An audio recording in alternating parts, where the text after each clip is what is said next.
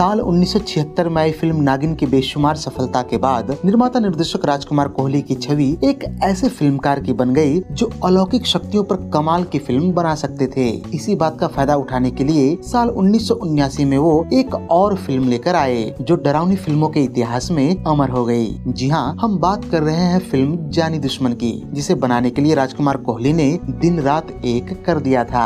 आज के इस बेहद ही रोचक एपिसोड में हम इस फिल्म के बनने के दौरान की कई घटनाओं को विस्तार से जानेंगे कि आखिर राजकुमार कोहली साहब को इस फिल्म का आइडिया किसने दिया। क्या यह एक हॉलीवुड फिल्म की कॉपी थी या लोग यूं ही इस पर आरोप लगाते हैं। नागिन के बाद इस फिल्म को भी धर्मेंद्र साहब ने क्यों रिजेक्ट कर दिया था। आखिर संजीव कुमार क्यों इस फिल्म को करना नहीं चाहते थे और उन्होंने इस फिल्म के बाद राजकुमार कोहली के साथ काम क्यों नहीं किया। फिल्म साइन करने के बाद भी शशि कपूर ने इसे क्यों छोड़ दिया। आखिर किसने रची थी इस फिल्म को फ्लॉप करवाने की साजिश और राजकुमार कोहली ने उसका मुंह तोड़ जवाब कैसे दिया। शत्रुघ्न सिन्हा ने किस कारण इस फिल्म को करने से मना कर दिया था और राजकुमार कोहली ने उन्हें कैसे मनाया। इस फिल्म को रिलीज करवाने के लिए आखिर राजकुमार कोहली को कोर्ट का सहारा क्यों लेना पड़ा। इतनी बेशुमार सफलता के बाद भी इस फिल्म का सीक्वल आखिर क्यों नहीं बनाया जा सका। तो जानी दुश्मन फिल्म से जुड़ी ऐसे ही कई दिलचस्प बातों को जानने के लिए वीडियो के अंत तक बने रहिए। साल 1976 में आई नागिन की बेशुमार सफलता को दोहराने के लिए राजकुमार कोहली और उनके लेखक मंडली ने कई कहानियों पर विचार किया, लेकिन किसी नतीजे पर नहीं पहुंच पाए। इसी क्रम में एक दिन राजकुमार कोहली की मुलाकात हकीम रियाज लाटा नामक एक फिल्म लेखक से हुई, जो इससे पहले साल 1972 में आई गरम मसाला का स्क्रीन प्ले और डायलॉग्स लिख चुके थे। इन्होंने राजकुमार कोहली को एक आइडिया दिया कि पुराने जमाने में लुटेरे गहनों और दुल्हन के लिए डोलियों को लुटा करते थे, जिस पर पहले भी कई फिल्में बन चुकी हैं, लेकिन हम इसको एक नए ट्विस्ट के साथ पेश कर सकते हैं, जिसमें लुटेरों के जगह पर हम एक भूत को डोलियों को लूटते हुए दिखाएंगे, जिसका एकमात्र मकसद होगा उनकी हत्या करना। राजकुमार कोहली को यह आइडिया जच गया और उन्होंने फिल्म के स्क्रीन प्ले राइटर्स चरण दास शोख और जग्गी रामपाल को इस पर एक धांसू स्क्रिप्ट तैयार करने को कहा। अब यहाँ कुछ फिल्मी वेबसाइट्स यह दावा करते हैं कि यह द वुल्फमैन और the Curse of the Werewolf से प्रेरित है, लेकिन कहानी के मामले में यह पूर्णतः गलत है, क्योंकि इस वीडियो के लिए जब मैंने रिसर्च करना शुरू किया तो पाया कि साल 1941 में द वेयरवुल्फ और 1961 में द कर्स ऑफ वेयरवुल्फ नाम की दो फिल्में तो अवश्य आई थी, लेकिन इन दोनों ही फिल्मों की स्टोरी लाइन जानी दुश्मन से भिन्न है। हाँ, अगर कुछ समानता है तो यह है कि जानी दुश्मन में जो भूत का कॉस्ट्यूम प्रयोग में लाया गया है, ठीक वैसा ही कॉस्ट्यूम उपरोक्त दोनों फिल्मों में भी वेयरवुल्फ को दिखाने के लिए प्रयोग किए गए थे। खैर, अब राजकुमार कोहली के लेखक मंडली जानी दुश्मन का स्क्रिप्ट तैयार कर चुकी थी। अब बारी थी फिल्म के कलाकारों के चयन की। इसके लिए कोहली साहब ने पहली प्राथमिकता दी अपनी पिछली कामयाब फिल्म नागिन के कलाकारों को, जिनमें से सुनील दत्त साहब, जितेंद्र, रीना रॉय, रेखा, अरुणा ईरानी, प्रेमनाथ और जगदीप आदि कुछ एक कलाकारों की वापसी हुई। फिल्म नागिन की ही तरह फिल्म जानी दुश्मन के लिए भी एक बार फिर से धर्मेंद्र साहब को अप्रोच किया गया। फिल्म में उन्हें एक पुलिस अफसर की दमदार भूमिका ऑफर की गई, जो शुरू में काफी बड़ी थी, लेकिन इस बार भी बात नहीं बन पाई, जिसके बाद उस भूमिका के लिए विनोद मेहरा को चुन लिया गया। अब जब उस किरदार के लिए विनोद मेहरा को चुना गया तो राजकुमार कोहली ने उनके स्टारडम के हिसाब से पुलिस अफसर की भूमिका को छोटा करवा दिया। यहाँ विडम्बना देखिए कि जो शुरू में फिल्म का सबसे महत्वपूर्ण किरदार था और जिसकी लंबाई काफी बड़ी थी, उसका एक्टर बदलने के साथ ही उसकी महत्ता जाती रही और उसकी लंबाई इतनी कम हो गई कि वो मात्र एक मेहमान भूमिका लगने लगी। यहाँ आपको एक रोचक बात यह भी बताता चलो कि धर्मेंद्र के द्वारा नागिन और जानी दुश्मन जैसी फिल्में नकारने के बाद भी राजकुमार कोहली साहब ने उनका पीछा नहीं छोड़ा था और आखिरकार साल 1982 में अपनी फिल्म बदले की आग में उन्हें लेने में कामयाब रहे, जिसमें धर्मेंद्र साहब के अलावा सुनील दत्त, जितेंद्र, रीना रॉय और स्मिता पाटिल जैसे अन्य स्टार्स भी नजर आए थे। बहरहाल, फिल्म जानी दुश्मन से संजीव कुमार साहब के जुड़ने की बात करें तो राजकुमार कोहली ने जब उन्हें फिल्म ऑफर की तो उन्होंने इसे करने से साफ मना कर दिया। उन्होंने इसे यह कहते हुए करने से साफ मना कर दिया कि मैं अपनी उम्र से बड़ा किरदार निभा कर तंग आ चुका हूँ। वैसे भी शोले और मासूम जैसी फिल्मों में बुजुर्ग का रोल करके मैं लगभग टाइप कास्ट होता जा रहा हूँ। यह सुनकर राजकुमार कोहली ने संजीव कुमार से कहा कि आप एक बार फिल्म की कहानी तो सुन लें। यह दिलचस्प बात यह है कि कोहली साहब ने अभी फिल्म की कहानी पूरी भी नहीं की थी कि संजीव कुमार ने उन्हें बीच में टोका और कहा कि मैं फिल्म के लिए तैयार हूँ। हालांकि यह भी एक तथ्य है कि आखिर संजीव कुमार इस प्रकार का रोल क्यों नहीं मना करते, जब फिल्म का हीरो वास्तविक जीवन में उनसे उम्र में बड़ा हो, उन्हें बुजुर्ग किरदार दिया जा रहा है। फिल्म जानी दुश्मन के मुख्य नायक सुनील दत्त संजीव कुमार से उम्र में 9 वर्ष बड़े थे। दत्त साहब का जन्म वर्ष 1929 था, जबकि संजीव कुमार का जन्म 1938 में हुआ था। ठीक ऐसा ही पैटर्न फिल्म शोले में भी देखने को मिला था, जहाँ फिल्म के नायकों में में से एक धर्मेंद्र साहब संजीव कुमार से 3 वर्ष बड़े थे, जिनका जन्म वर्ष 1935 था। बताता चलूं कि जानी दुश्मन संजीव कुमार साहब की राजकुमार कोहली के साथ पहली और आखिरी फिल्म रही और दोनों ने कभी भी दोबारा साथ काम नहीं किया, जिसका सबसे बड़ा कारण रहा संजीव कुमार की हृदयाघात के कारण असामयिक मृत्यु। बात करें शशि कपूर साहब के द्वारा फिल्म के रिजेक्शन की तो इसके पीछे का कारण बेहद चौंकाने वाला था। दरअसल धर्मेंद्र साहब की फिल्म छोड़ने के बाद राजकुमार कोहली ने शशि कपूर को वो रोल ऑफर किया और उन्होंने कहानी बिना सुने ही फिल्म साइन कर ली। वास्तव में उन्हें बताया गया था कि इसमें आपको दीवार की ही तरह एक पुलिस अफसर की भूमिका निभानी है। खैर कुछ समय बाद जब शशि कपूर को इस फिल्म की स्क्रिप्ट मिली और उन्होंने इसे पढ़ा तो उनके पैरों तले जमीन खिसक गई। दीवार और इस फिल्म की भूमिका में जमीन आसमान का अंतर था। शशि कपूर को लग रहा था कि इस फिल्म से साफ तौर पर समाज में अंधविश्वास फैलेगा और वो इसका हिस्सा बनना नहीं चाहते थे। ऐसे में उन्होंने फिल्म के विषय वस्तु पर सवाल उठाते हुए उसमें काम करने से इनकार कर दिया। इस तरह से अंत में कई बदलावों के बाद पुलिस अफसर की यह भूमिका अंतिम रूप से विनोद मेहरा के झोली में जा गिरी। बात करें इस फिल्म से शत्रुघ्न सिन्हा साहब के जुड़ने की तो इन्होंने भी कमोबेश संजीव कुमार की तरह बिना कहानी सुने ही इसे मना कर दिया था। जब राजकुमार कोहली साहब ने इसका कारण पूछा तो शत्रुघ्न सिन्हा बोले कि मैं मल्टी स्टारर फिल्में और ग्रे शेड वाले किरदार करके थक चुका हूँ और अब एक सोलो हीरो के तौर पर फिल्में करना चाहता हूँ। इसी कारण आपसे पहले भी मैं कई मल्टी स्टारर फिल्मों को मना कर चुका हूँ। ऐसे में अगर आपकी फिल्म के लिए हामी भरता हूँ तो मुझे उन सारी फिल्मों को भी हाँ करना होगा। राजकुमार कोहली ने धैर्य रखते हुए बिल्कुल वही बात दोहराई जो उन्होंने संजीव कुमार से कहा था कि आप एक बार कहानी तो सुन लें। कहानी सुनने के बाद शत्रुघ्न सिन्हा का मूड बदल चुका था और इसके बाद किसी भी बात की परवाह किए बगैर वो फिल्म के लिए तैयार हो गए। बात करें फिल्म से नीतू सिंह के जुड़ने की तो इससे पहले वो राजकुमार कोहली को फिल्म नागिन के लिए मना कर चुकी थी, जिसमें उन्हें फिल्म का केंद्रीय किरदार नागिन की भूमिका ऑफर हुई थी। लेकिन नीतू सिंह को लगा कि इस किरदार की नकारात्मकता कहीं उनके कैरियर को ही न ले डूबे, अतः उन्होंने नागिन को ठुकरा दिया। इस बार जब एक बार फिर से राजकुमार कोहली ने उन्हें जानी दुश्मन फिल्म ऑफर की तो वो इसे मना नहीं कर पाई। पर यहाँ आपको यह जानकर भी बड़ी हैरानी होगी कि फिल्म जानी दुश्मन में नीतू सिंह के द्वारा निभाए गए किरदार के लिए कोहली साहब ने शुरू में रंजीता को लेने का मन बनाया था, क्योंकि उन दिनों फिल्म लैला मजनू की बेशुमार सफलता के बाद रंजीता काफी डिमांड में आ गई थी। खैर जब राजकुमार कोहली ने उन्हें फिल्म ऑफर की और उनका रोल सुनाया तो उन्होंने तत्काल तो नहीं लेकिन कुछ समय बाद यह कहकर फिल्म को मना कर दिया कि इसमें मेरी भूमिका काफी छोटी है। खैर काफी माथापच्ची के बाद राजकुमार कोहली ने फिल्म की कास्टिंग पूरी कर ली। अब बारी आई फिल्म के शूटिंग लोकेशंस के तलाश की, जिसकी जिम्मेवारी कोहली साहब ने फिल्म के आर्ट डायरेक्टर संत सिंह को दी। संत सिंह ने अपने असिस्टेंट सुनील सिंह के साथ मिलकर राजकुमार कोहली के कहे अनुसार लोकेशंस की तलाश में जुट गए। कुछ दिनों में कड़ी मेहनत के बाद संत सिंह ने आखिर वो लोकेशंस ढूंढी निकाले, जिसको राजकुमार कोहली ने हरी झंडी दे दी। चेनानी, पटनी टॉप और उधमपुर नामक सारे लोकेशंस जम्मू और कश्मीर के जम्मू क्षेत्र में थे, जहां खूबसूरत पहाड़ियों के साथ साथ देवदार के हरे भरे जंगल और मखमली घासों से ढके मैदान भी मौजूद थे। नियत समय पर एक दिन राजकुमार कोहली शूटिंग यूनिट के साथ जम्मू के लिए रवाना हो गए। यहाँ आपको यह जानकर बड़ी हैरानी होगी कि कोहली साहब के साथ उस दिन लगभग 300 लोगों का जत्था जम्मू के लिए रवाना हुआ था, जिसमें 200 पुरुष और 100 महिलाएं थीं।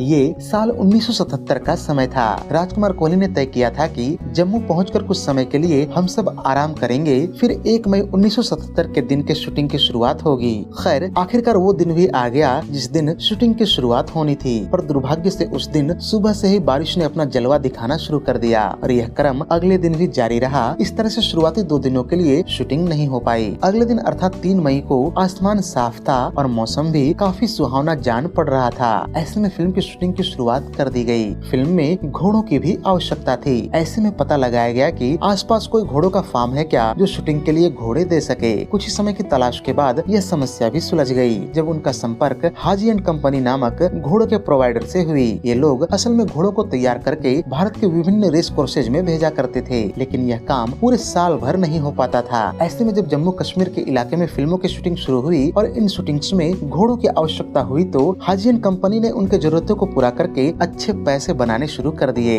खैर कुछ ही महीनों के बाद आखिरकार फिल्म की आउटडोर शूटिंग खत्म हो गई और पूरी टीम जम्मू से वापस बॉम्बे लौट आई। कुछ ही दिनों के बाद के आसिफ स्टूडियोज, नटराज, एसल और मोहन स्टूडियोज में फिल्म की इंडोर शूटिंग चालू हो गई। इसके लिए आवश्यकता अनुसार कुछ सेट्स का भी निर्माण किया गया, जिसमें प्रमुख रहा गुफा वाला वो सेट जहां दुल्हनों की हत्या होती है। यहाँ दिलचस्प बात यह भी है कि अब तक भूत वाले दृश्यों की शूटिंग नहीं हुई थी और फिल्म के सभी कलाकार सोच रहे थे कि आखिरकार राजकुमार कोहली ने इसकी क्या तैयारी कर रखी है। वो भूत को दिखाने के लिए किस प्रकार के कॉस्ट्यूम का प्रयोग करेंगे और उन एक्ट्रेस को क्या पता था कि राजकुमार कोहली एक परफेक्ट प्लानर थे। वास्तव में जम्मू में फिल्म की शूटिंग के लिए निकलने से पहले वो फिल्म के लिए कॉस्ट्यूम सप्लाई करने वाली श्री कृष्णा फिल्म्स नामक एक कंपनी को एक मॉन्स्टर का कॉस्ट्यूम तैयार करने की जिम्मेवारी दे चुके थे। राजकुमार कोहली और उनकी लेखक मंडली की यह सोच थी कि फिल्म में जो भूत अथवा मॉन्स्टर दिखता है असल में वो एक अतृप्त आत्मा है जो कि श्रापित भी है। अतः उन्होंने वेयरवुल्फ जैसा कॉस्ट्यूम प्रयोग में लाने की सोची, जिनके बारे में प्रचलित था कि जो व्यक्ति श्रापित होते हैं वो अमावस्या और पूर्णिमा की रात में कुछ समय के लिए एक वेयरवुल्फ में तब्दील हो जाते हैं। और यही फिल्म जानी दुश्मन के मॉन्स्टर के कॉस्ट्यूम के लिए एक प्रेरणा बनी। इस कॉस्ट्यूम को कुछ इस तरह से तैयार किया गया कि कलाकार इसे आसानी से पहन सके। इसे पहनने के लिए कलाकारों को खास मेहनत नहीं करनी पड़ती, क्योंकि कमर से ऊपर वाला भाग किसी स्वेटर की तरह और नीचे वाले भाग को किसी पजामे अथवा पैंट की तरह पहना जाता।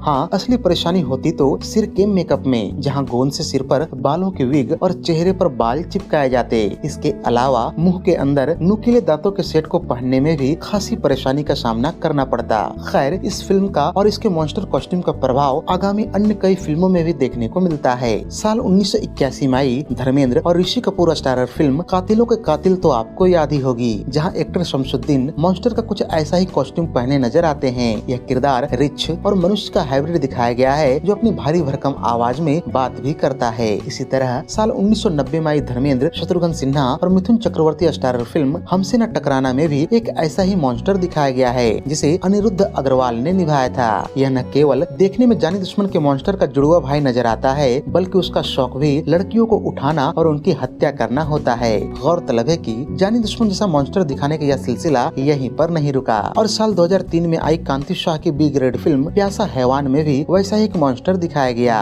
खैर, 15 महीनों की कड़ी मेहनत के बाद फिल्म की शूटिंग कंप्लीट कर ली गई, जिसके बाद शुरू हुआ इसके एडिटिंग का काम, जिसमें कुछ खामियां साफ साफ देखी जा सकती है। फिल्म का क्लाइमेक्स तो आपको याद ही होगा, जिसमें मॉन्स्टर बने संजीव कुमार गुफा में रीना रॉय पर हमला करते हैं। इस दृश्य में साफ साफ देखा जा सकता है कि संजीव कुमार ने मॉन्स्टर का ऊपरी कॉस्ट्यूम तो पहन रखा है, लेकिन कमर के नीचे सफेद रंग का पतलून पहने हुए हैं। ठीक इसी दृश्य में एक जगह वो सफेद रंग का सैंडल भी पहने दिखते हैं। फिल्म देखते वक्त यह गलती साफ तौर पर देखी जा सकती है। वास्तव में इस दृश्य के दौरान एक्टर्स और कैमरामैन के बीच में गलतफहमी हो गई होगी, जहां संजीव कुमार सोच रहे होंगे कि उन्हें केवल कमर के ऊपर ही शूट किया जा रहा है। खैर, शूटिंग के वक्त यह गलती तो हो गई और उस वक्त यह ध्यान में नहीं आया हो, लेकिन एडिटिंग के वक्त तो इसे ठीक किया जा सकता था। लेकिन किसी ने इसकी जहमत नहीं उठाई और बैकग्राउंड म्यूजिक डालकर इस दृश्य को ज्यों का त्यों रखा गया। खैर, किसी तरह फिल्म की एडिटिंग और डबिंग तो पूरी हो गई, लेकिन राजकुमार कोहली के सामने असली समस्या आनी अभी बाकी थी।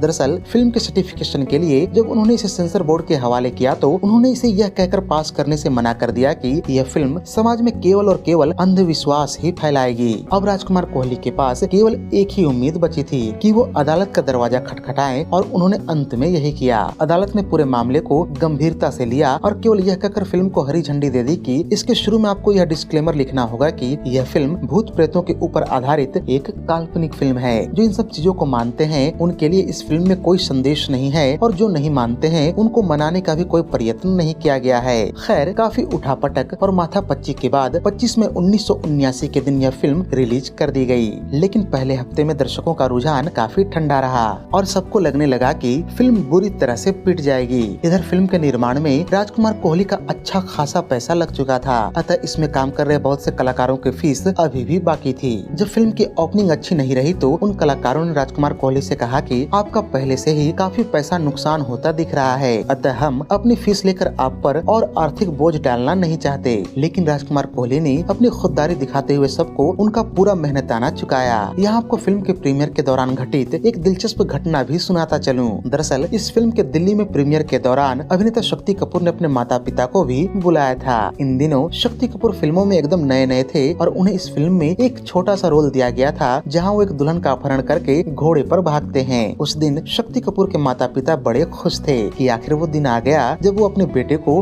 बड़े पर्दे पर देखेंगे। लेकिन शक्ति कपूर के पिता सिकंदर लाल कपूर तब आग बबूला हो उठे जब उन्होंने देखा कि उनका बेटा पर्दे पर एक अबलासी लड़की पर अत्याचार कर रहा है। वो अपने साथ बैठे शक्ति कपूर की माँ को जोर जोर से कहने लगे कि देखो देखो तुम्हारा बेटा कैसी नीच हरकत कर रहा है, मुझे यही दिन देखना बाकी रह गया था।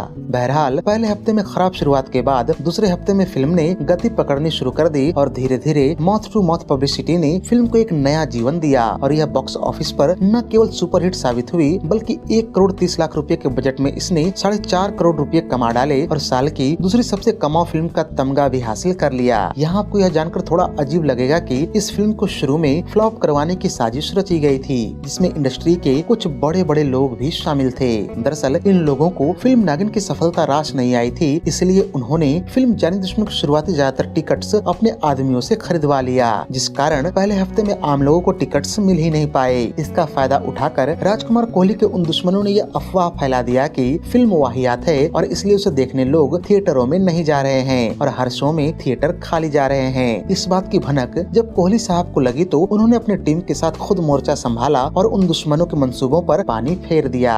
बहरहाल फिल्म जब काफी लोकप्रिय हुई तो इसने वाकई में कुछ लोगों के बीच अंधविश्वास फैलाया और सेंसर बोर्ड के डर को सही साबित किया। फिल्म में दिखाए गए लाल जोड़े वाले दुल्हनों का मॉन्स्टर के द्वारा अपहरण और हत्या को कुछ ग्रामीण इलाकों में लोगों ने सच मानना शुरू कर दिया और इसी के प्रभाव स्वरूप लोगों ने अपनी बेटियों की शादी और विदाई लाल जोड़ों की जगह पर नारंगी या गुलाबी जोड़ों में करने लगे। खैर, फिल्म को महज एक मनोरंजन की तरह देखा जाए तो अच्छा है, अन्यथा ये अगर आपके मन मस्तिष्क पर हावी हो जाए तो आपका नुकसान ही करती है। खैर, इस वक्त आपके मन में यह सवाल भी उठ रहा होगा कि फिल्म जब इतनी कामयाब रही तो इसका सीक्वल क्यों नहीं बनाया गया। वास्तव में साल 1995 में राजकुमार कोहली ने इसका सीक्वल प्लान किया था, जिसमें सुनील दत्त, धर्मेंद्र, शत्रुघ्न सिन्हा, रेखा और रीना रॉय जैसे लेजेंडरी एक्टर एक्ट्रेसेस के साथ साथ सनी देओल, संजय दत्त, अजय देवगन, सुनील शेट्टी, जूही चावला, सोनाली बेंद्रे और ममता कुलकर्णी जैसे उस दौर के युवा कलाकारों को भी लिया जाना तय हुआ था। लेकिन आगे चलकर यह फिल्म शुरू होने से पहले ही डिब्बा बंद हो गई और राजकुमार कोहली का इस फिल्म के सीक्वल को दर्शकों के सामने पेश करने का सपना अधूरा रह गया। तो ये थी साल 1979 में आई बेहद ही मशहूर हॉरर फिल्म जानी दुश्मन पर हमारी एक विशेष प्रस्तुति। इससे पहले हमने फिल्म नागिन पर भी ऐसा ही एक दिलचस्प वीडियो बना रखा है। अगर आप उस वीडियो को देखना चाहते हैं तो उसका लिंक इस वक्त स्क्रीन पर आ रहा होगा। और हाँ, अगर ऐसे ही वीडियो आप अपनी कोई अन्य पसंदीदा फिल्म पर देखना चाहते हैं तो उसका नाम कमेंट बॉक्स में अवश्य लिखें। बहरहाल आज की इस वीडियो में यहीं तक। साथ ही वीडियो के अंत तक बने रहने के लिए आपका दिल से धन्यवाद।